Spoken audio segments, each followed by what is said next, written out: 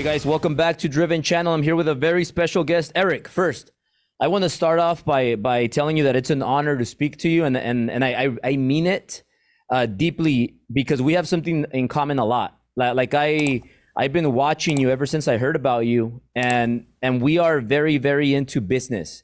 A lot of people are, I know that there's a lot of coaches out there. I know that you do coaching too. I know that there's a lot of people over there that are influencers, have the check mark, but no real business. I have people like, there's all kinds of people, and there's people that are just kind of faking it till they make it and all sorts of things. But what I know from you is that you sold a company for 115 million, right? That's right. 115 million. I always was kind of, I want to make sure 115 million or 150 million, because sometimes it sounds like 150, 115. I know. No. Kind of 115 million. 115. That's 115 million. So Eric, the thing that stands out for me is that you're like me in the form that you had a crazier childhood. I'm pretty sure you did. I had a pretty fucked up childhood, but not like you had it. So when people say, I came from nothing, I had a hard life, this happened to me, that happened to me, you went through a lot when you were younger, a child, and you were in prison. You had a cocaine addiction, heroin addiction, alcohol, and so on. A lot of things happened to you when you were a kid, right? So you came back from all of that, and correct me if I'm wrong with any of these details, but this is what I've heard and seen on podcast. And you went on to starting a business that helps people that were in your situation overcome that. And this business grew, and you build it, and you dealt with you went through the mom and pop shop stage to building it big and selling it. And then when you sold it, you were not even involved in your business, I think, for the 8 months leading up to it. So how does a person that had all of these things going on when you were younger, and now you're still young, you're not even 40 yet, right? 38, dude, you make me feel old. So I just turned 40 a couple of weeks ago. So how do you go from that to who you are now with you have a beautiful jet, a beautiful yacht, a beautiful house, and you are like, I don't know, day and night compared to where you were before to where you are right now. Can you kind of start off by telling people who you are, who's Eric, where did he come from, and how did all of that happen? Yeah, I mean, it's a it's a big story, and so I'll try to get to it. But I grew up just outside of Boston. My childhood was crazy. My parents got divorced when I was very young. The household was chaotic and loud. I was surrounded by street life. My idols were street guys. And that's what I looked up to. And so, my career in criminal activity started very young. I was listening to gangster rap and, at 8, 9 years old and packing a CO2 pellet gun. And I got caught selling weed for the first time at 10 years old in the 5th grade. To give you an idea how this started, not good. Not good. And that escalated into selling drugs, selling harder drugs, little crimes turned into medium-sized crimes, turned into real crime. And, little drugs turned into hard drugs and the worst drugs. And by the time I was 15 years old, I was a stone cold junkie on the street. I was running with big dogs. I was playing a man's game at a very young age. I was the youngest guy in any of the crews that I ran with by far, but still very well respected.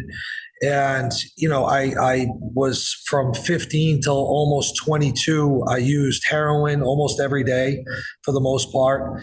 And I couldn't stay my ass out of trouble. I was getting arrested. I was getting in beefs. I got stabbed several times. I got my head split open by a crowbar from the Latin Kings in Lawrence, Massachusetts. I've been shot at. I've been, locked up. I've totaled cars that I probably shouldn't have walked away from. I mean, it's just been through. No, we're good.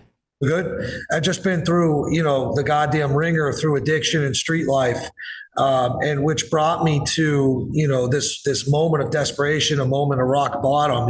For a long time, I was on top of the game, had money, had resources, had status, had all these things, but heroin addiction brought me to my knees for the last couple of years of it.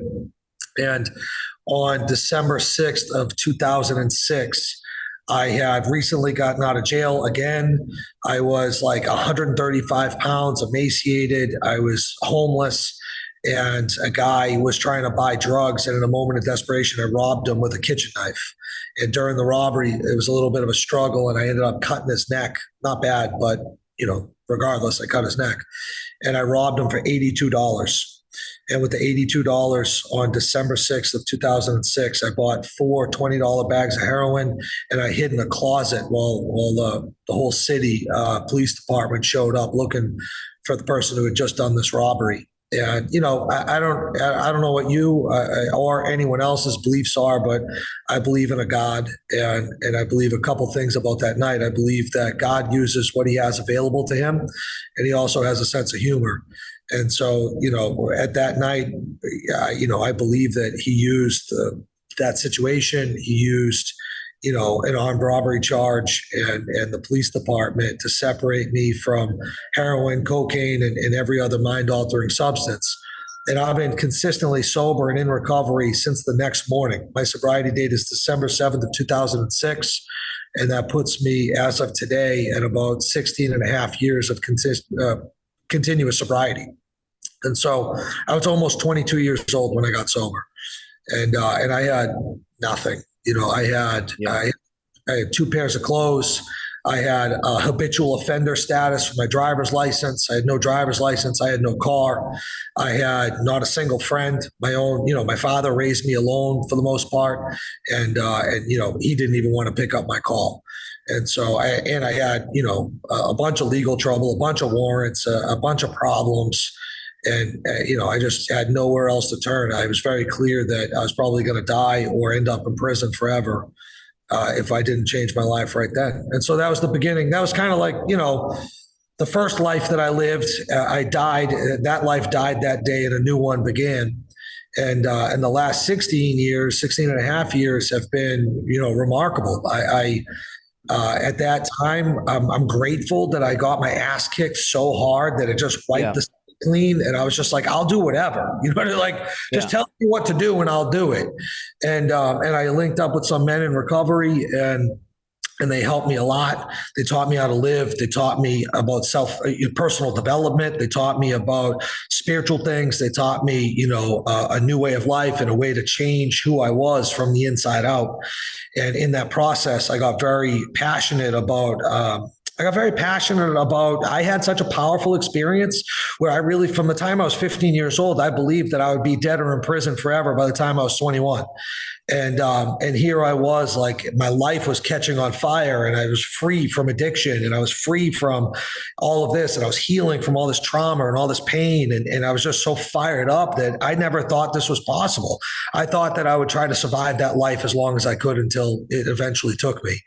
And for the first time, I saw light at the end of the tunnel. And so I got passionate about helping other people. And so the original business idea. Now, Eric, do you mind if I quickly go back a little bit before we get into the how your recovery started? Yeah, please. What made you get into these addictions? Because I was a cocaine addict, and it started because I didn't even drink. My dad doesn't drink. My mom doesn't drink. They've never had a sip of alcohol, no drugs, nothing. So they were like perfect role models for me, hardworking, low class. So we grew up, middle class, poor class, but they never did any drugs or alcohol. So I always grew like not wanting to do that. I always thought that was bad. And then when I got into college, that's when it started. My first semester in college, I had this class that I went to Mexico, Baja California, and this girl, she wanted to have margaritas. And then the teacher, as soon as we crossed the border, they're like, the teacher stopped, because in Mexico you could drink when you're 18. And then he bought a bunch of beers. and we're driving a van, and then the teachers handing beers to everybody. And I don't drink beer. I don't like how it smells. I just don't like it. I never tried it. And peer pressure led for me to jump into having a beer in the car in Mexico, because I was 18-ish. But over there you could drink when you're 18. But regardless, we're the teacher's drinking and driving, and we're driving and we're going down there. And this girl has really nice legs. I don't know what it is about me, but I love girls with nice legs. So like this girl, her name was Beatrice. And she was like a Mexican chick. And she's like, have a beer, have a beer. So long story short, it led into me having a beer that same night. She wanted to go have a margaritas in the Pueblo right there. And from there on, I just became addicted. I don't know if because my mom's dad was an alcoholic. He died because of alcoholism. So my mom, maybe that's why she didn't drink. My dad's dad was also an alcoholic, but my dad and my mom didn't drink. So, and then I started drinking. I became an alcoholic like this. And then after that, when I started making money, they introduced me to cocaine. Tried it, boom, became addicted to it, and couldn't get off of it for like a year, more or less. And then once I got addicted, I have a really addictive personality, I think, like you. So what got you to start, or how did you end up trying drugs in the first place? And when you tried it once, how did it go from like liquor to cocaine to heroin? Because heroin is it's probably the most addictive and dangerous drug, right? How did that start? I grew up in my neighborhood. I was just surrounded by it. And so the older kids that I thought were cool, that I looked up to and, I wanted to hang out with, that's what they were doing. They were drinking Mad Dog 2020s. They were drinking beers. They were smoking weed. And I was just curious and wanted to try it. And so I did. And it was very young. I was probably in 4th, 5th grade. Is pretty young to start those things. Yeah. And then, this is the late 90s. And so it actually went from those things to ecstasy. Ecstasy was a huge, movement at the time, going to rave and rolling. And so I was selling them and I was eating them like candy. And then, I tried cocaine and I tried Special K, ketamine, and then I just started trying and I liked it. Everything had a different effect and it was fun and we were partying and having a good time. And, nobody was going to prison yet. Nobody was dying yet. It seemed harmless, honestly, at the time. And then, my friend who I had grown up with, he lived down the street from me. We used to ride 4-wheels and dirt bikes together. I've known him since 1st grade. He came over with God, I've been sober so long. It was either blue or green pill, which was a 40 milligram Oxycontin. And this was kind of in the late 1999, 2000, where like the very beginning of the opioid epidemic, and Purdue Pharma, the pharmaceutical company, was really pushing Oxycontin out into the streets, which started the country's opioid and heroin epidemic. And so, in the midst of doing all these other drugs, he broke this one pill up and I was like, whatever, I'm doing this, I'm doing that. And so I tried it and I had no idea what exactly it was that I was trying. And for those Eric, people, yeah, your parents, right? Like at this point, like where's your dad? Where's your mom when you're getting into all these drug problems when you're very young? My dad raised me. My mom left when I was young. After my parents divorced, I spent a couple of years living between homes. And then eventually I just ended up at my dad's, and my mom really wasn't around too much anymore. And so it was just me and him. And, he knew I was a wild kid. He was a wild guy himself. Yeah, but I think that, a lot of things got the blind eye turned to it, or they just didn't think things were as bad as they were. And maybe he thought I was drinking and smoking a little pot, but really things were a lot worse than they looked. My dad was a good dad. I can't complain about it. But do you think that your mom leaving kind of led to you falling into drugs?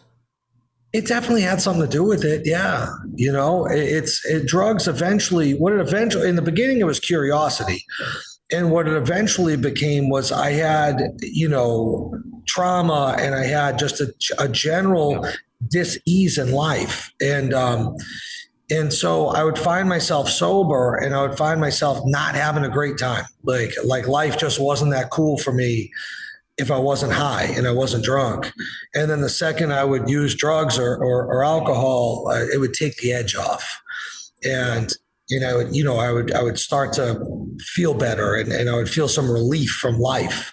And it took me getting into recovery later on to understand that like there's a lot of people out there that live lives they don't need relief from, you know, and that was part of my recovery process, was straightening all of that out. But certainly, I think those things played a factor in it. Do you think you were an entrepreneur since you were young? Like you had that mindset of, or that dream that you casted, that I'm going to be business guy. I'm going to do this. I'm going to make a lot of money. From a young age, I never thought forward with that, but I was always a hustler. That's how you were selling stuff. I was buying and selling shit. And, some of it was marijuana. And, I've hustled my entire life. It's just always wake up and that's what we're doing. So yeah, I think I was a born entrepreneur. Yeah. For sure. So now before we move into like your recovery and when you started helping people, what are the main difference that you see for people right now that are watching this and maybe they're alcoholics, maybe they're drug addicts, different kinds of drugs? What was the difference between like the alcohol high that you got versus the coke versus the weed versus all the way to heroin? Like which one's more dangerous and what's the difference between those?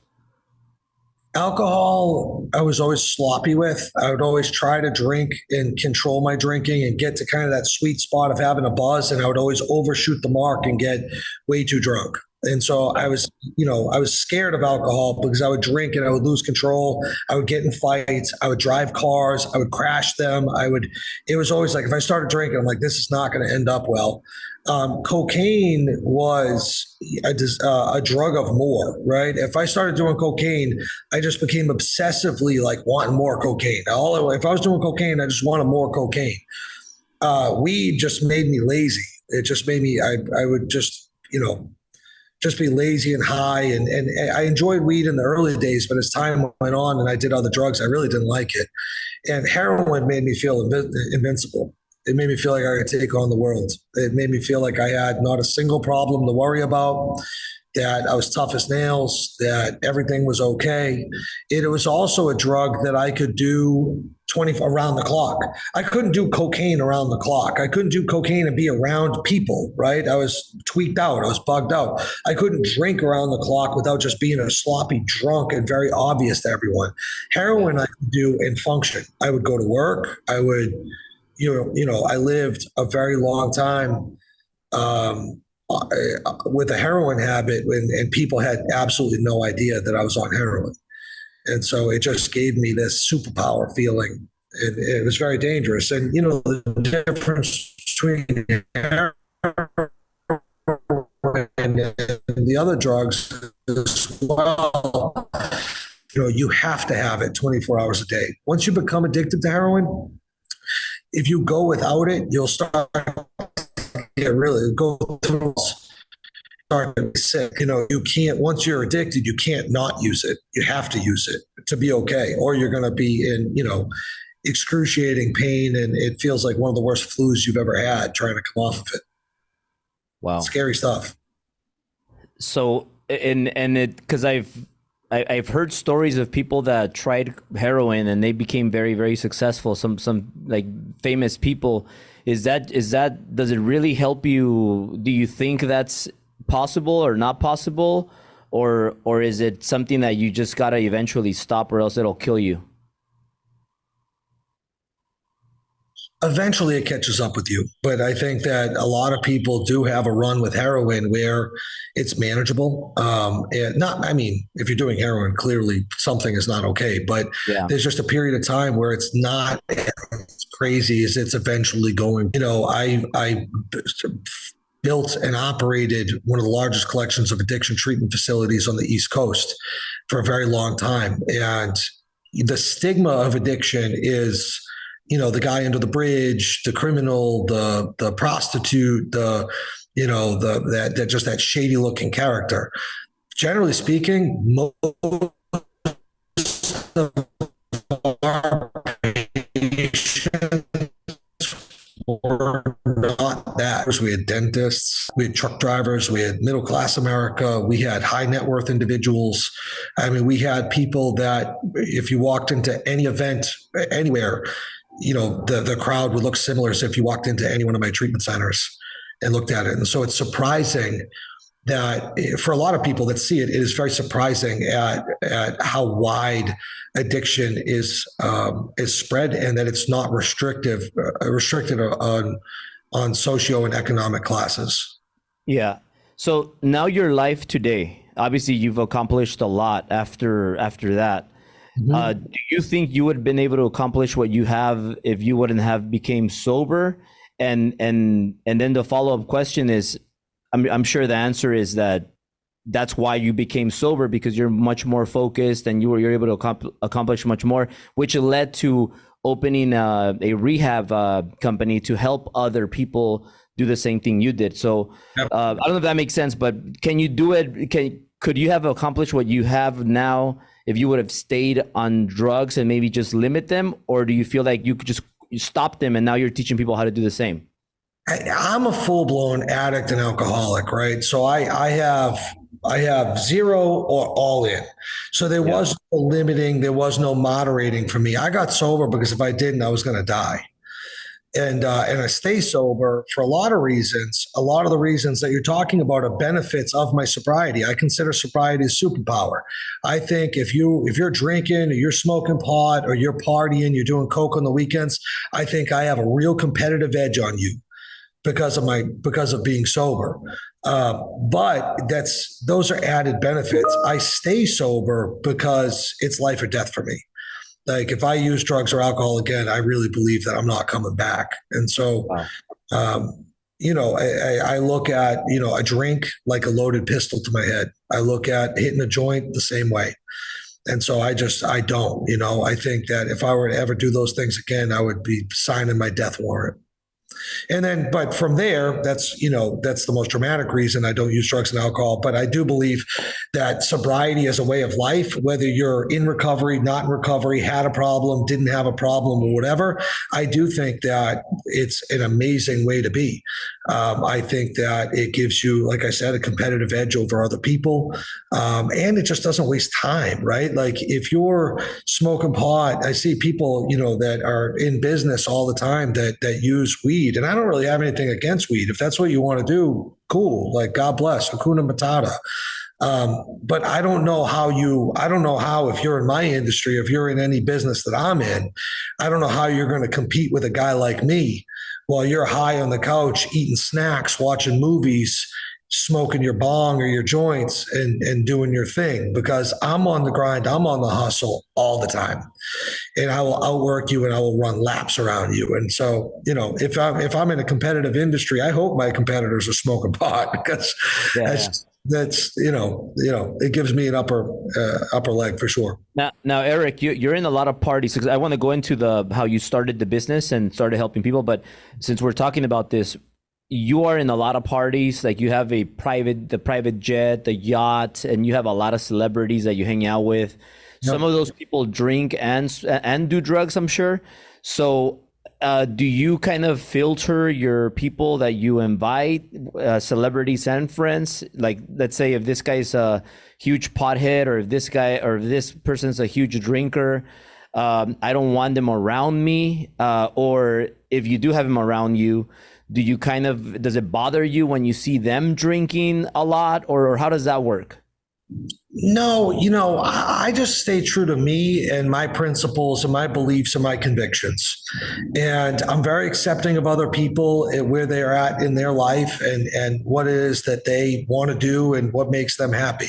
If drinking and smoking pot makes you happy, and you literally can answer that question like, no, Eric, like I'm good, I'm happy, then God bless. I don't have an opinion about that. I do have different things that I do to manage those relationships. I, of course, have a lot of friends that are heavy drinkers. I live in Miami. Miami, Yeah. Miami does not stop. So, you can go all night long in Miami. And so you'll typically find me with those people earlier in the night, and they'll go to the next stop and I'll go home. And Smart. things that. Yeah, just stuff like that. It's not even because I feel like my sobriety is threatened or I feel uncomfortable being around it. It's just, 2 a.m. and everyone's drunk and they're close talking and they're touching you. It's just annoying. When you're the sober guy, it's just annoying and you don't want to be around it. But and a lot of the people that I do have relationships with also are sober. Like I was with DJ Steve Aoki just a couple days ago, and he did a show at the Dare pool party at the Hard Rock up the street from where I live. And him, Steve, and his entire crew don't drink. One of the top DJs in the world, and not a single person on him or his team drink or do any drugs. The entire crew is sober. And so, it's stuff like that that's pretty cool. And then, the other thing that I found is by being the guy that's sober and kind of holding that space, a lot of them come to me when they have a question about sobriety, about, I've been thinking about getting sober. I have those conversations with a lot of people, which is cool.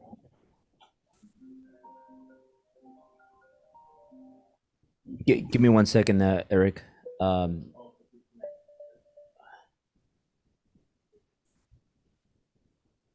Are we good now?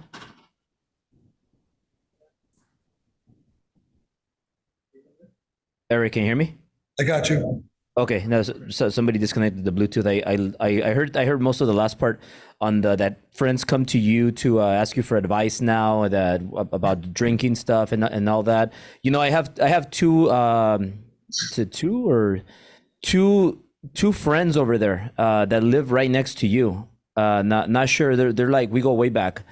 They were actually both my mentors, Patrick Bet-David and Bobby Castro. So they're around your area. And those guys are up at Fort Lauderdale, about half hour, 40 minutes from me. I don't know Patrick, but I know Bobby pretty well. Bobby and his wife, Sophia, top class people, amazing human beings. Yeah. And it's funny because both of them, like Patrick doesn't drink. He'll like grab a drink just to be in the party, but put it down. He doesn't drink. And he says the same thing because he's sharper than everybody else that's drinking and getting sloppy. And then Bobby, he used to drink. He hasn't drank for 2 years. And I'm like, how'd you do that? And he's just like, I feel better. Like I don't like it. And every time I'm considering having a beer, people keep asking me, when are you going to drink? When are you going to drink? And that just motivates me not to drink. So I can see that. And me and my wife, we're not, like I stopped drugs completely when I got into big trouble in the past. And we do drink, not a lot, but like right now we'll take breaks of not drinking. But we do, like I was with Wes last time, and he also doesn't drink. So I believe it. Like it's powerful that like you just feel like high of being so productive when you're not drinking and when you're completely sober. So I totally get that. So now you started a company to help people, right? With and that was kind of like the start, like when you lost it all, and then you were in 2006. It's funny because 2006, that's when I got into real estate, and I made 260,000 that year. And that year you were having problems, and then you just bounced back from that. So is that kind of the year that you shifted to the second life of Eric? The specific day is December 7th of 2006. Yeah. I woke up that morning and I was in a lot of trouble, and it just, the gig was up. My card had been punched, and I knew it was time for change. And so it was, that day was the pivotal moment. Can you walk us through how that happened? Like what happens? What is Eric thinking that day? Why did you make that decision? And when did you start the business? Yeah, I had, the night before is when that robbery happened, and when the police were looking for me, and I did my last bit of drugs. And that morning I came to and knew that if I didn't make a change right now, that I was going to die or go to prison for a very long time. And so I stopped using drugs. I was bouncing around on couches. gracious enough to have some places to sleep. I went through a very painful withdrawal process. I got very, very sick for about the first month of being sober from coming off of all the drugs. And I started walking to 12-step meetings. And I just didn't know where else to go. And I walked into Alcoholics Anonymous, and I met some really amazing men that I'll be eternally indebted to and grateful for. And they did a lot with me. And they were the first guys to really show me how to be different. And that's where the journey started for me. And then I started volunteering, as I started to tell you, and helping other guys, helping other men. I used to go to these facilities that were really run down places. And I used to go there and find men that were trying to change their lives. And I would spend time with them and teach them, just like people took time to teach me. And it was for free and just part of giving back. And it made me feel good to be helpful to other people. And in that service work that I was doing, I saw, of course, I've always been a hustler. I've always seen the angle. I've always kind of put two and two together. I said, these guys are at this facility and they have nowhere to go. They spend 30, 45 days here, and then they go back to the street. And very few of them are actually successful because they have to go back to the environments in which they were using drugs and drinking alcohol in the first place. And they needed more time to build stability and sobriety and recovery. And so I was working construction again with my dad, and we saved up some money and put together some dough from cutting trees down. And we ended up buying, and he helped me out with my first purchase. I was 23 years old. It was October of 2008, which if you were in real estate, you remember the time very well. It was about the same time the stock market crashed and the recession really started to escalate and kick off. And we bought a 3-family home for $150,000 that had been foreclosed upon by the bank. And I moved into it, I furnished it, and that was the birth of the business. And that was a sober living home. And so I had 11 beds. I doubled them up in the bedrooms, and I would charge guys $150 a week to come live with me. And I taught them everything. I taught them life skills. I taught them recovery skills. I taught them how to take accountability for everything. I taught them how to make a resume, how to do an interview.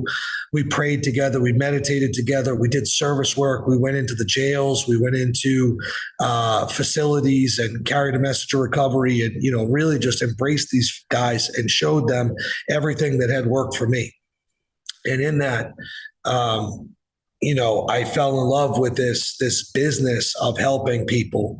And I did that for a little bit of time and then decided I want to go all in. And so the next year I opened a second house, and then the organic growth, and I'm happy to break this down with you, but I started with $150 a week with 11 guys in 2008.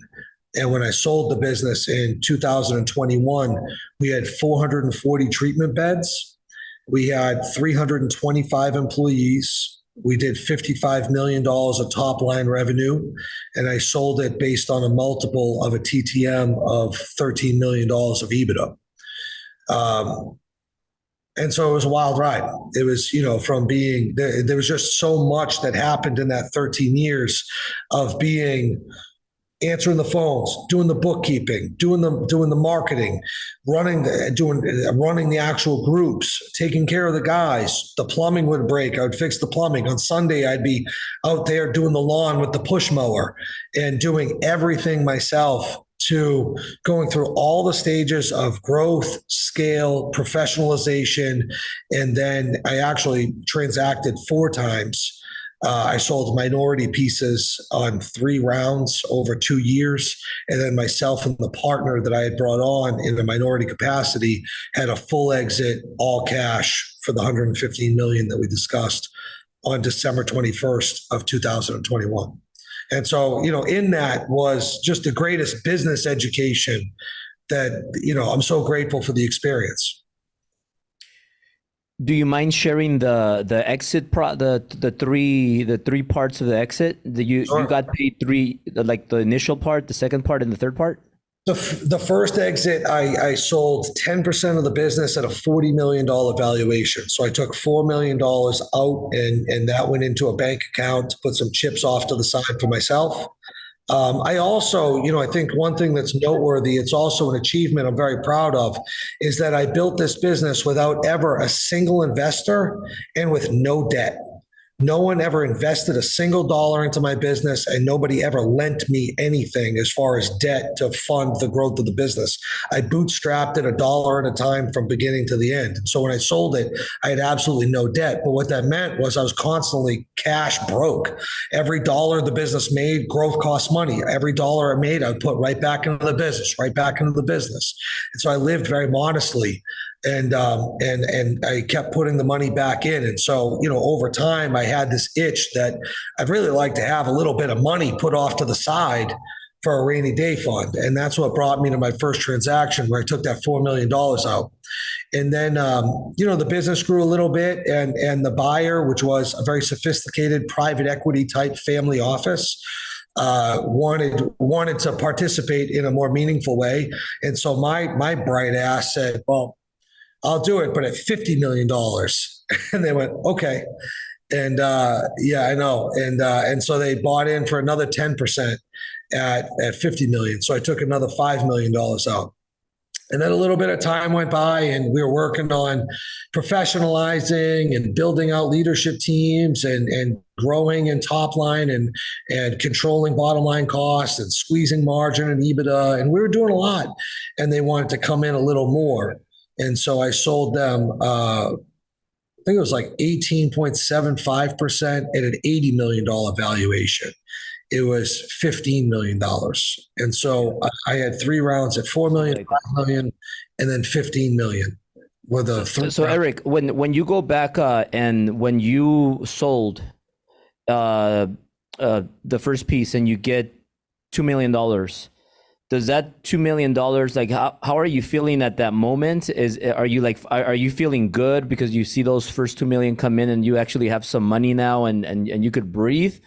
Yeah, it was 4 million, and it gave me some relief. It gave me, all right, if the world goes to shit, if something tragic happens, like, I got a little bit of money to fall back on. I can breathe a little bit better. Yeah. Yeah, absolutely. And you said you had a partner in that company? The partner was the buyer. I didn't have any partners. I grew the business by myself. Yeah. With no partners. I was 100% owner, sole proprietor. And then when I sold, that's when I got the partner. And the same person, the same group that was my partner is the same organization that I did the 3 rounds of transactions with. Yeah. And then we exited. When I sold the business, I had the final exit. We both fully exited together, and the buyer bought 100% of the enterprise. Got it. Do you feel, to grow a business like you did it by yourself, and it's a lot of work and a lot of money and a lot of stress and a lot of sleepless nights? Do you feel that you have to go in stages? Because Bobby also sold in a few stages. Do you feel you need somebody to come in and do you recommend selling a little piece to get to that next step and to the next step, or do you wait till then? You know what was very valuable for me was, and I lucked out with this, the person, the group, is a guy, Joe Manarisi, and it was his family office that came in as a partner with me. They actually brought a lot of value, and he became one of the best mentors and teachers in business that I had ever had. And because he was invested in my company, I was in such close proximity to him. This is a guy that built a national healthcare staffing business and sold it for a ridiculous number years before he invested in my business. And so he really knew his way. He's older than me. He's in his 50s. He's been around business, his entire life at a high level. He's an operating partner with several private equity groups and makes direct investments alongside them. And so he's a very well-experienced guy. And so the value for me was yes, I took $4 million out in the first transaction, but it brought in him and the rest of his team, which were very sophisticated. And so the several years that I was partnered with them in the business, from the first time I sold to them to the day that we sold and exited together, that's probably the most I ever learned about business in a period of time in my entire life. I mean, it was just information overload, and I was just like a sponge, taking it all in. And it made, the business guy that I was at the beginning of that was an entirely different animal to the one that I was when we walked out of the building together after we sold. Yeah, that's very valuable. When did you, at what point did you know maybe I can sell this business? Interesting. Yeah, no, that's a great story. Interestingly enough, it was Joe Manarisi, the guy who ended up, investing in me. He lived across the street from me in New Hampshire. And in 2017, he told me that he sold this business for a very healthy 9-figure number. It's his business, and he doesn't like to put it out there, so I won't share that. But he sold to private equity, sold the majority. He got a crazy transaction, and it was the first person I'd ever met that had ever sold a business and knew anything about selling a business. And I remember listening to it, and I remember talking to him about my business. He says, "Eric, you ever thought about selling it?" And I was like, "No." It was such a labor of love for me. It was such a, I was in the trenches every day helping people change their lives that I'd never thought about ever not doing this every day. I thought I'd be there for the rest of my life, honestly. And so we ended up getting lunch in 2017. And I remember sitting at this place, eating a panini, just hanging on every word of what he was saying, learning and sucking it up and going, okay, there's really something here.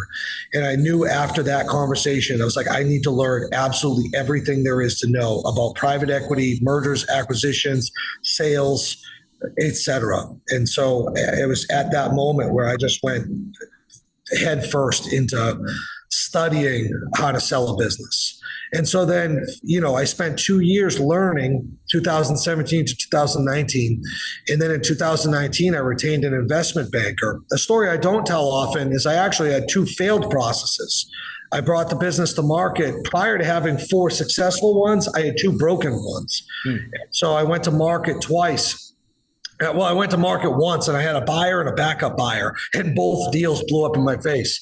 My original buyer got spooked during due diligence. I was several weeks away from selling 80% of the business at a $50 million valuation. I was going to get a $40 million check and roll over 20% and continue to operate in the company. And in due diligence, they found out that one of the people that worked in billing, unbeknownst to us, his husband had been arrested for healthcare fraud. And, the buyer got spooked by it, and we never had a chance to explain ourselves, and they moved on. Maybe they used that as an excuse to ride that pony out of town. I don't know. But the second buyer, I had queued up for a deal, and, it was this crazy situation where Mike Pence, the vice president of America, canceled a trip to come visit it because we had one of our team members had relapsed on drugs and was a DEA informant, and it was crazy. And so both of those deals blew up in my face. And then it was after that, in the aftermath, that Joe came in and purchased the 10%. Which led to selling for a lot more. So that was probably a good thing, huh? It couldn't have worked out better. Sometimes the worst things that happen to you are the best things that happen to you. It just takes a while to figure it out. So now, Eric, when you start your business and you're growing it to the point where you get the first partner there, did you ever have was it just like pink and perfect and beautiful? Or did you get into debt? Did you have to get loans? Were you ever in danger of going out of business? Did you have any scary moments before then? Or was it just beautiful and you just grew it like nothing? It was nothing but scary moments. It was terrifying the entire time. Because you were putting everything back into the business, you were saying. Everything back into the business. So there were times where and it's healthcare. So it's the most regulated, vertical of business that exists. And so regulations would change and we would have to adapt to that. We would get audited by the payers, by the people who sent us money, the health insurance companies, and we'd have to get through that. The situation I just touched upon with the vice president of America, Mike Pence, and the executive that worked for me that had relapsed, dealt drugs, and gotten busted by the feds, that actually made worldwide news. That was a PR nightmare of all PR nightmares. The headline said, Mike Pence canceled trip to visit drug rehab in New Hampshire because top executive was trafficking fentanyl. I had no idea. Very well documented. I had no idea, but I had fucking Fox News, MSNBC, CNN, and everybody else you could possibly think of parked outside of my house. And that was in July of 2019, that blew up. And in August, we were radioactive. No one wanted to touch us. No one wanted to refer us patients. The census, how many people are in treatment, was at an all-time low, a very critical level. We were burning cash, and I thought we were done. And, that in itself taught me a lot. And what I did, and I think what separates a lot of successful entrepreneurs from the fakes or the fair weather entrepreneurs, is I did absolutely anything that needed to get done. And what that looked like at the time was I went and got some brochures, and I went and became a sales rep and knocked on every relationship that we'd ever had all across New England. And, interesting story was August was the worst month on record. Like we were going to die. We were so far in the negative, burning cash. And because I went out there and shook every single hand and looked everyone in the eye and explained the story and just manned up and chinned up and chest out and did what we had to do, October was the best month the business had ever had. Wow. Yeah, it was crazy. But I swear to God, that first week when that PR nightmare broke, I didn't sleep. I didn't eat. I remember stepping on the scale 7 days after the news hit, and I was down 15 pounds. And I was like, I better eat something. I got so stressed. I hadn't slept. I was just, it was a total nightmare. But business is hard. This is not for weak people. Like if people think it's easy and you're going to come in here and you're going to make millions of dollars and tens and hundreds of millions of dollars and it's going to be easy, you have to, not my experience. Why didn't you just get a loan and borrow some money to help you out during those times, or did you do any of that? No, I didn't do any of that. I just dug in and got to work. It's also a little hard to go out and start sourcing a loan when you have a failing business and a national PR crisis. You know what I mean? Like, yeah, it was bad, but we turned it around very quickly. Yeah, and Eric, all this, the interesting part is that all of this started with you and your dad buying a triplex, right? You bought a triplex. How did you finance it? FHA or how much down payment did you put? I don't remember. It was so long ago. But yeah, we had a traditional mortgage on it through a bank. I don't remember the specifics. Yeah.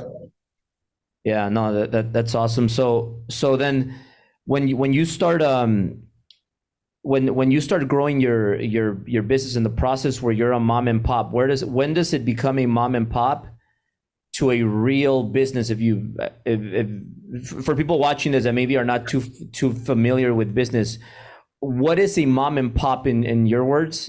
And when do you become like a business where somebody cuts a check for 115 million? Yeah. I mean, you look at the business as it existed in 2018, we'll say. It was the employees are my friends. We're doing backyard barbecues together. I have 15 direct reports. I don't have a leadership team. I have mid-level managers that manage departments and manage verticals of the business, and they all report to me. If I got hit by a bus on any given day or anything happened to me, the business was totally fucked. They were screwed. They wouldn't have made it 3 days without me. And that was mom and pops, open door policy. I had people at every level of employee was, able to walk into my office and have a conversation. There was no respect for an organizational chart. There was no meeting cadence. There were no KPIs. There were no one-to-ones. There was just no reporting structure, no systems, no process. It was complete and total chaos. I loved it, but it was complete and total chaos. And two things happened. I realized that if we were going to continue to grow, to be a bigger business, that this had to change. We had to become a real business. And the second thing was that I was very well aware if I ever wanted to transact and sell the company, that it had to be a real business. And so that's when I started consolidating things. It's when I started hiring skilled professionals that had successful resumes of doing the things in the different areas of the business that I needed them to do.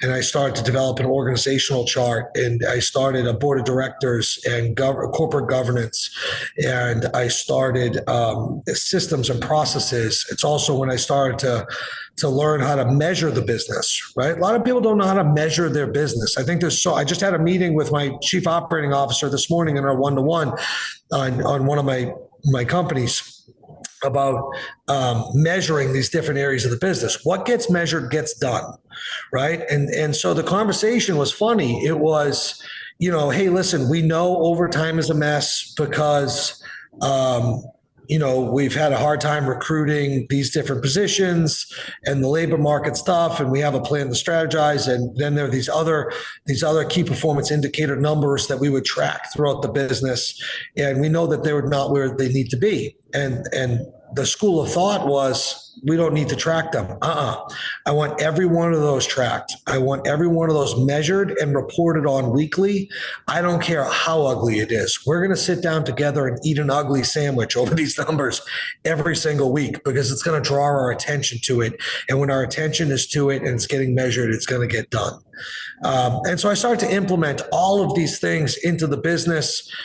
And it was tough. That transition from mom and pops to a professionalized organization was incredibly difficult because of the relationship management with all the people that have been there, since the beginning or for a very long time. And now, they're used to being able to just run to me. And it's like, no, you have to go to your supervisor. You can't just come to me and go around these people, and you're bringing in new people and new executives and C-suite and all these people. And there became, and I've seen this all too often, this us versus them, this old school versus new school. And unfortunately, a lot of people were able to make it. And that was good. They were able to adapt. They were able to be flexible. They were able to learn. They were able to invest in themselves and grow their skill set. They saw the vision and they were bought in. And then, unfortunately, there were others that just did not. And they dug their heels in the ground and said, we like the way things have been. We don't want the change. And, hard decisions had to get made, and navigating those things was, it wasn't fun, but it was necessary. When you sold the company, did a few of your people have some equity? Yeah, everyone on my leadership team did. So some of those people lost some equity for not working out. Yeah. Yep, that's a situation that happened, and shame on them. I had one guy. I had a leadership team meeting. We brought everyone. The home base was in New Hampshire. We actually brought everyone to Fort Lauderdale. Had this great weekend. Went out on a boat, did some dinners, and then team building exercises. And then said, "Hey, listen, you're in or you're out." And I used SEAL Team 6 as an analogy. And I love what they stand for, the Navy SEALs, and they go through their basic training, buds, and the whole time on the beach there's a bell and sticking out, right? And at any time, if you want to tap out, and they're putting pressure on you to see what you're made of and giving you the option to tap out, because they'd rather see you tap right now. And I said, if any one of you want to ring the bell, now's the time. Like, now this is only going to get crazier. This is going to get busier. This is going to get, this no relief in sight. We're all in. We're hitting the battlefield together. And so everyone says, "Oh yeah, we're in." We got back on, I don't know, maybe Sunday night or something. I think it was Tuesday morning. One of my VPs walked into my office, and I took one look at him and I went, "What's up?" And he looked at me and I said, "You're ringing the bell, aren't you?" He says, "Yeah, Eric, I'm ringing the bell." I said, "You pussy." And, it said, "All right, man, whatever you want." The equity that guy gave up, that was probably 18 months before our transaction. Wow. Had he stuck around, it probably would have been like $1 million. Yeah. So now, Eric, can you explain the process of go back a little bit and think about when your company started doing pretty good, not when you just started, but when you saw, damn, you know what, we're making let's just say 10 million companies. I got something real here. and think about your 5 closest people that you have. And I'm sure some of those they weren't part of the exit. So though, when you're in that moment and it's your time to, how do I take this from 10 million to 20 million to 20 million, 40 million and top line. And you're like, I have these 5 people, but some of them are not getting it. And maybe 1 of them or 2 of them are getting it. And you're in that process where like, I can't be a mom and pop shop anymore. And then you have the school bus, because I took the school bus, the yellow one, when I was a little kid. Yep. And you're the driver. And I got this from you. I heard you say it. And it's just the easiest, clearest way to explain it to the average person, average Joe, average Sally. Like, how do you deal with that when these people want to continue to be in the front of the bus next to you, but now you have to bring in new people, and those people, they just want to stay in the front of the bus because I started with you, Eric. I'm your homie. I started with you. We're high school buddies. We're college buddies. I was there from the start, Eric. Like, I was there from the start. But now you bring in new people, and then these people just, they either don't want to grow with you, they don't want corporate, they don't want change. Like, what's that? How did you break through that? And what's the best way of dealing with it? Violently. The experiences that I had going through that process. Because some of these people you loved, right? I loved them to fucking death. I had my heart broken more. This is honestly an emotional subject for me. I had my heart broken in that process more times than I could count, because I wanted these people to be successful more than they wanted to be successful. And as I grew, because I'm committed, I'm going to $1 billion. Like, I'm unapologetic as fuck about that. That's where we're going. And so, as I grew, I wanted them to grow with me. And a lot of them just either couldn't, wouldn't, or didn't. I don't know which, but they stopped along the way. And the more of a gap that started to happen between me and them, because I continued to just throttle my growth, and I, still am. Then resentment came, jealousy, animosity, betrayal, and these things. And so these are very, like I said, when it was mom and pops, all these people we're friends, we're family. We go to each other's children's birthday parties. We have barbecues and cookouts together. We're a group.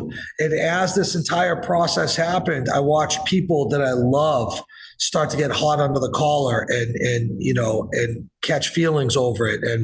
And one by one, those situations worked themselves out. And it was very unfortunate for many of them at how it went. But some were able to readjust to a different seat on the bus. And like I was saying earlier, they were able to invest in themselves and be flexible and buy into the vision. And God bless those people. I'm so grateful for those relationships, that they were able to survive all of that very steep index of change. Yeah. And many of them, you love this person and you hear the scuttlebutt that they're talking shit about, they got negative things to say, or they, whatever it is. And so, I went through a lot with that and those relationships. And that's why, what I realized was that dual relationships are very challenging, meaning that if you're, not to say they're impossible, and I'm not saying like as a hard rule, don't do them. I have them and I manage some today very well, but generally they can present a lot of challenge. And what I mean by dual relationship is that I'm your boss, I'm your employer, you're my employee. That is one relationship that we wear. We wear that hat together. I'm also your friend. I'm also, and then, God forbid they ask you for a loan. Now I'm your boss, I'm your friend, and I'm your bank. I'm your lending agent. And, and now the roles start to stack up. And before you know it, you have 5, 6, 7, 8 roles different with this person. And it becomes very challenging. And so, yeah. Well, so they have to be willing to accept change. They have to be willing to be led in order to keep their seat. What do you say the best advice we would give those people is they got to be coachable, they gotta continue to self-improve, just like you, just like the bosses continues to grow. You got to continue to grow with your boss, because if not, you produce that gap, and then that's why you're going to be in the back of the bus or out of the bus. Keep the fuck up. Just keep up. You gotta, like, when we're growing and we're growing together, you gotta keep up. You can't resist what is. This is where this business is going. I'm consistently, investing in myself, learning, studying, learning from other people, taking in information, challenging myself, and in this perpetual state of personal development, because I'm acutely aware that my businesses will never outgrow my own personal development. I had to become a guy that was able to sell a business for $100 million before I ever sold a business for $100 million. Yeah. That type of thing, right? And so for the people that are in the universe of that, in my world, in your world, and people like ours, like, you have to be invested in growing. You either have to do two things. You have to grow to keep up with your seat on the bus, if it's in the front of the bus, or you have to have flexibility to understand that your seat on the bus is going to change, and be able to do that without resentment, jealousy, and animosity. Like, if you just, hey, listen, I make 110 grand a year, I'm good with that, put me in charge of this thing over here. You guys grow. You guys go do your billionaire thing. That's cool. It's not for me. Then that's wonderful. But you have to be able to stay there and be happy and accepting of that role. You can't stay there, refuse to grow, refuse to keep up, refuse to make these investments in yourself, and also catch feelings. You did something that sticks out. Keep up. Like, I had quite a few people, I'm sure you did too, of my top people that got resentment, entitlement. And why do you think that happens? And then also, it's almost like they feel like they are just as important to the business. They feel like they're the founders and the CEOs, and they start thinking like, we're equal. I'm just as good as Eric, or I can do it better than Eric. I should, and then they all want to be heard. They all want to tell you, no, Eric, I don't think we should do it this way. I don't think we should go this direction. Why do you think that they become like that? Entitlement, and then when you tell them like, hey guys, like, we're doing it this way, then they get resentment, and then later on, let's say they're not part of the company anymore, then they get even more resentment, and then you sell the company for 115 million. And then now they absolutely hate you, can't stand you. Like, why does all that happen? Why can't they just selling your business for a big number is like one of the coolest things that you could do. Like, it's just like a crazy experience, but it doesn't make friends. It doesn't make friends. Everyone looks at you, and it brings jealousy and all the bullshit to the forward real quickly. Yeah. But I don't understand why people are like that. I mean, I can hypothesize on it, and I can make educated guesses, and I can try to understand them, but I've never been like that. And I think the fact that I've never been like that is one of the reasons that I've been able to be successful. I meet other successful people. When I was fucking broken, homeless, all the way to now, I meet billionaires, and I'm like, I'm inspired by your success, and I want to learn from you. Yeah. That's it. I'm not jealous. I'm not entitled. I don't think you owe me anything, and I've never thought anybody owed me anything. Yeah. Do you have less friends now than you did before? Is it your circle a little bit smaller? I know a hell of a lot more people than I've ever known, but my circle remains pretty tight. Like your close circle. For sure. Yeah. And then I know right now your goal, your next target is $1 billion, right? Yep. Do you have any mentors right now? And if so, who are your mentors right now? Or do you believe in mentors, or now that you made it to a certain level to get to that $1 billion? I believe in one principle, and I think this is valuable across a lot of different practical applications, which is I like to put people in positions to achieve results that they've already shown a track record of achieving and being successful with. And I like to have mentors that have results that I want. And so what I mean by that is one of the lessons I've learned in business, and I try to stick to this the best that I can, is if I need to, sorry, the audio sounded weird for a second. If I need to put someone in a position, in a role in the company, the days of giving a guy a shot are very limited for me. I like, oh, you've done this at a high level and achieved these results at a competitive or a similar type company. Great. You have a pedigree and a track record of getting this done. You've already gotten this results. You know about this. Wonderful. Take us there. And so I apply that same thing to my mentors. And so a lot of the people that I learned from today are billionaires. They are people that have already walked that path.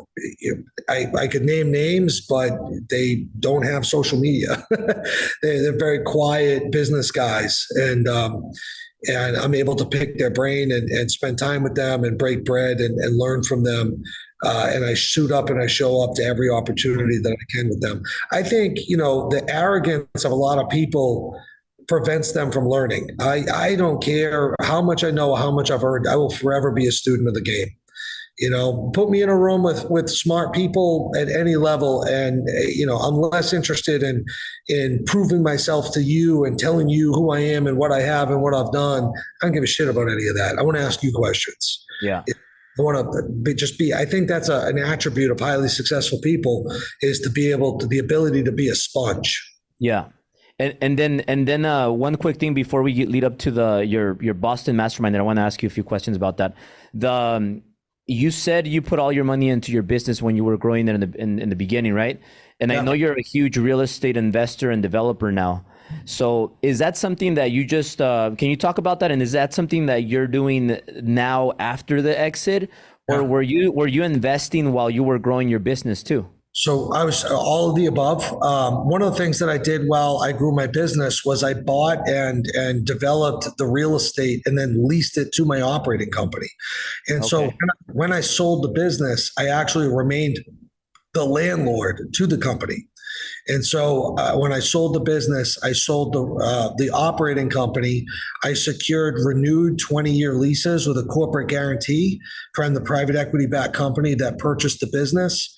And then I sold the real estate. I had a great 8-figure exit, $26 million in August of 2022. And so I brought that to market and I sold it to a REIT out of New York City. And so I'm now developing addiction and behavioral healthcare real estate again, both for myself and for others. And then also investing in multifamily and single family homes. I like the residential space as well. That's awesome. And then one quick thing about the business. I've heard you say reverse engineer your business. Can you explain how you do that? Because I'm sure now, if you reverse engineer your business you exited on, now you could probably do it faster and for more money because of the stuff you learned. I've started another addiction treatment business called Treatment X. We opened our first facility and admitted our first patient on New Year's Day. And so we are, 5 months into operation. We have 116 beds. The vision for that, reverse engineer, you have to come up with the vision. You have to come up with the target, and then the reverse engineering is working backwards. The target is building a company that could have a complete exit at $1 billion valuation. Okay, how do I get there? I have 1,800 treatment beds, 1,800. I have an 80% occupancy. That means I have patients receiving treatment in 1,500 beds out of the 1,800. That's 80% occupancy. I have an average daily reimbursement rate of $550 per bed. At $550 per bed at 1,500 patients being served in treatment per day, that's $302 million of annual revenue. And maintaining a 20% margin, that brings me to about a $60 million EBITDA. And with the market studies as they sit today, that's $1 billion. The multiples that it would trade at would be in the teens. And so that's $1 billion deal. And how do you Now, how do I get there? I chop wood, I carry water. I opened up a facility with 116 beds. I have a 300 bed facility that I just visited. I'll have the vlog out later this week on getting that 300 bed facility. That was a former private school. All right, now I'm at 416 beds. I have a 130 bed nursing home that I own and I'm building out in Texas. Okay, now I'm at whatever that is, 546 beds. Yeah. So it's just boom, boom, boom, boom, boom. It's just I know how to get there. Chop wood, carry water, brick by fucking brick. Now, how do you find these details though? These formulas and the multiples, and how do you know all this stuff? Self-taught. Just find the right people with the right information. The ability to learn. So many relationships are very important. Relationships are insanely important, and access to the information, and being likable and having relationships, making friends with people, and asking a lot of questions. Again, just the sponge and asking a lot of questions. And is that kind of like the reason why you have like the yacht and you travel, you go to a lot of events because you meet a lot of people that yeah. The boat is like a fucking terrible investment, right? Like I have people like, oh, I have a yacht chartering business. I'm like, yeah, I've never made $1. Yeah. I don't make. I see it on social media every day. You like I get so angry that I'm not there. Waiting on you, but we're going out tomorrow. You can take the red eye, and we'll be out tomorrow at 11 a.m. We're going to go work from the boat. And I like doing that. A couple times a week when I'm in Miami, frequently I'll have a yacht day and I'll take a bunch of entrepreneurs. There'll be 5, 10, 15 of us, and we'll go out on the boat and we'll work in the sun on the water, and we will grind and we will talk and we'll eat food. And there's really nothing like it. And so it certainly has been an investment in relationships and building relationships. Now, you got really big on social media. Like you got huge when you started your business and you grew it. When you exited it on your business, did you have social media already, or how did you get like all these millions of followers how did that happen? And do you need to do that? I think building a personal brand at some level is helpful for everybody. Everyone has a personal brand and everyone has this story, and it's going to get told. And if you're controlling the narrative through content distribution, it puts you in a much better place than if you're letting other people tell your story for you. And so I really recommend people to focus on building a personal brand. I do think it's incredibly valuable. I originally started in years before I sold my business and putting content out. And that content was about recovery. And it was about changing your life from addiction. And that was a lot of my audience was recovery people. As I, kind of transitioned out of the business and out of the day-to-day, my content has certainly evolved and changed into more entrepreneurship, business, and lifestyle. And then as I sold my, before and during and after I sold my business, I started to make friends with a lot of the other influencers and a lot of our mutual friends and that. And as I met one, we'd collaborate and I would be with them or I'd speak for them and I would be on their social media. We'd cross-pollinate audiences. And then that just became one domino after the other. And that's really how the explosive growth on social media happened, was around the time I sold my business and since then. And this led to coaching, or did the same thing happen to you where you met Wes Watson and then Wes is like Watson, because you make a lot of money. You make a lot of money now with coaching. I do, yeah. I've opened a very successful 7-figure business in the first 4 months. And so, I'm very grateful for that. Our mutual friend, Wes Watson, shout out to Wes. That's my boy. I was working with him on some nutrition stuff on macros. He's been a friend of mine for a long time. And we were just talking and bullshitting. And he would constantly be like, dude, you got to do this. Bro, you got to do this. You got to do this. You got to do this. And, he kind of tortured me over months. And so I was like, you know what? All right, I'll give it a shot. And so I went on my Instagram story one day in December and I said, hey, I don't really know what this is yet, but I'm going to take on some entrepreneurs to coach them for business coaching. If you're interested, shoot me a DM. And the day went by and my DMs were like, and it just filled up. And I went through them. I didn't even know what I was selling yet. I had no idea. I think I think the first price was like $2,500, and I hadn't even built the program yet. And I told them that, and I was like, "Hey, I don't even know what this is yet. I'm working on it, but if you want in, you want to secure your spot, it's 2,500. Here's a link." I did 100 grand in a day and a half.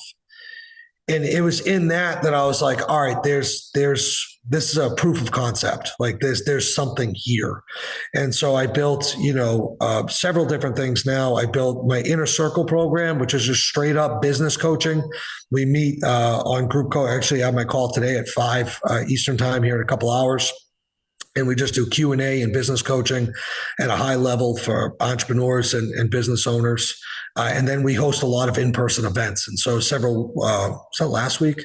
I think last week we had, I took them all out on my yacht for the day. We had a dinner party at my home. Next week, I have an estate up in New Hampshire that's beautiful. We have a pool party and barbecue cookout type event, very nicely done on June 16th.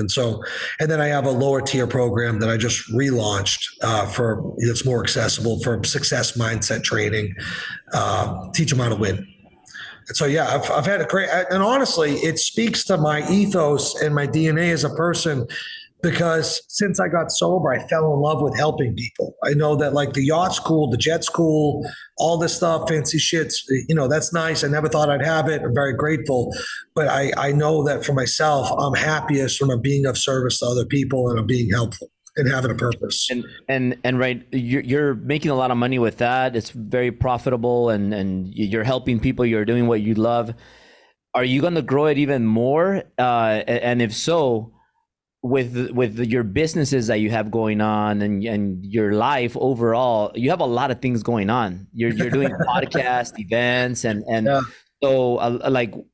How do you don't you get overwhelmed and do you how do you make time for all of this? And then also, like, what about your family? Are you a single, Eric, for people that don't know you? Do you have a family? Like, how do you make time for everything that's going on? It's about time management. I got 2 boys, family, and I just structure my day very efficiently. And I know what I'm doing, where I'm doing it, and who I'm doing it with a long time ahead of time, typically. And so I just move. I think it's about efficiency with time. People waste so much time. I haven't turned a television on I can tell you the last time I've turned a television on. I don't waste time at all. I get up early, I go to bed kind of late, and I just kick ass and do what I do that entire time. And, it's what I love to do. People are like, Eric, what do you do for fun? What are your hobbies? I'm like, I don't have any. I do what I love to do every single day. I don't need anything else. Yeah. You live a vacation life. What's that? You live a life that is a vacation.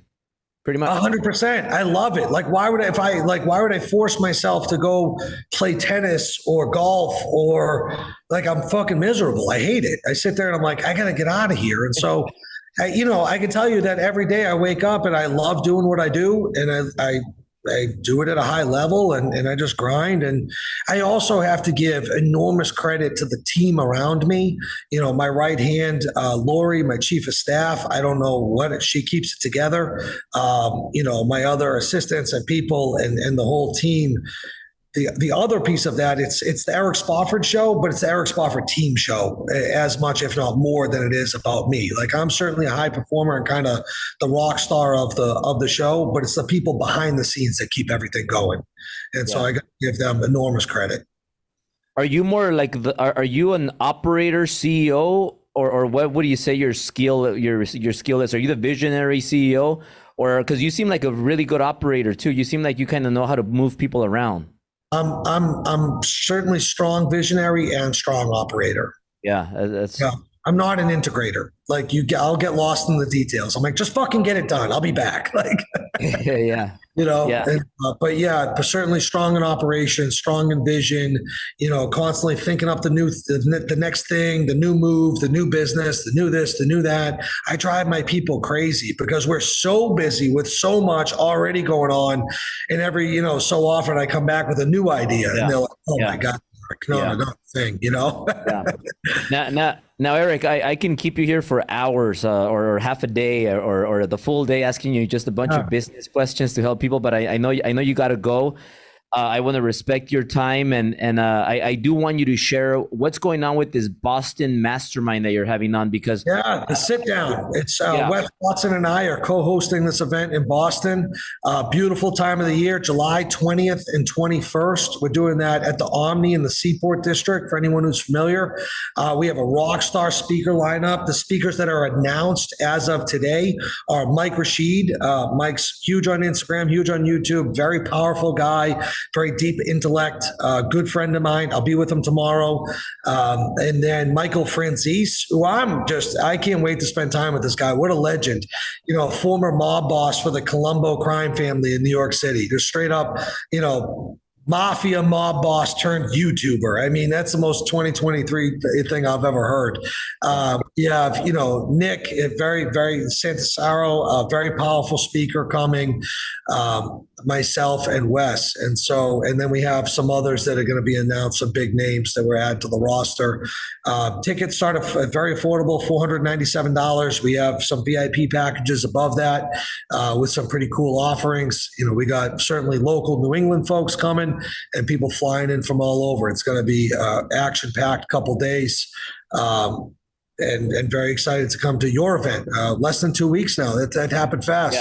Yeah. Time flies. But like you said, we live a vacation life. So a life we don't need a vacation from. So we're living, and I'll put all the details below for your event. That way people can go and sign up if you still have some space, right? You have space, right? Sure do. Okay, cool. I'll make sure you guys let him know it's Albert. That way he makes space for you just in case he sells out. And then to close out, Eric, if you could let everybody know where to follow you, what's the best place, and also share a story with us really quick that you've never told publicly. Something new about Eric. God, it's hard to think of something on the spot, right? Obviously something that's not going to get you into trouble, but maybe something that you never shared, something funny or something cool. I don't know. I'll tell you something. You know, when I turned 7 years of sobriety, that was the largest milestone of recovery for me.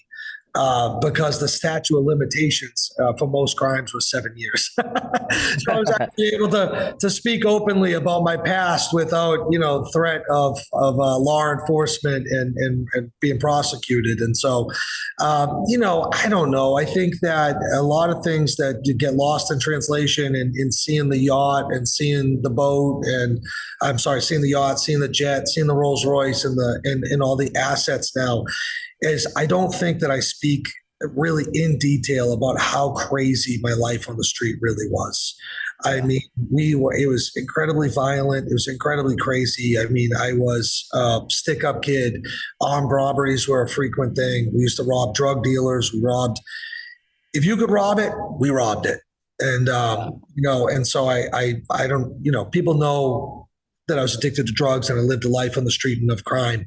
But, you know, that really was, I'm lucky to be alive. Every single person that I look back that from 15 years old till 22 years old, around when I got sober, that's 7 years. Every person that was in my circle at that time is dead. They're all gone, or there's a few doing life sentences or incredibly long stretches of prison. Yeah. And so, you know, I think that is lost on some of it because I don't spend a lot of time telling the war stories. Nobody's a better war storyteller than Wes, right? Wes just tells his prison stories about stabbing the guy in the yard. And I'm like, damn, I have so many of those stories. I just, you know, can't remember enough of them to tell them. But there was that. And, you know, another thing that I don't think is closely enough associated with my brand or the attention that I get is my faith and the credit that I give to God and the important role that God has played in my life and in my transformational experience and in my success. To each their own, everyone walks their own path. Without God, I am nothing. And so I give all credit there. And you go to church often? I don't go to church often, but I have a deep relationship with God. I'm heavy in prayer. I'm heavy in meditation. I'm heavy in belief and faith.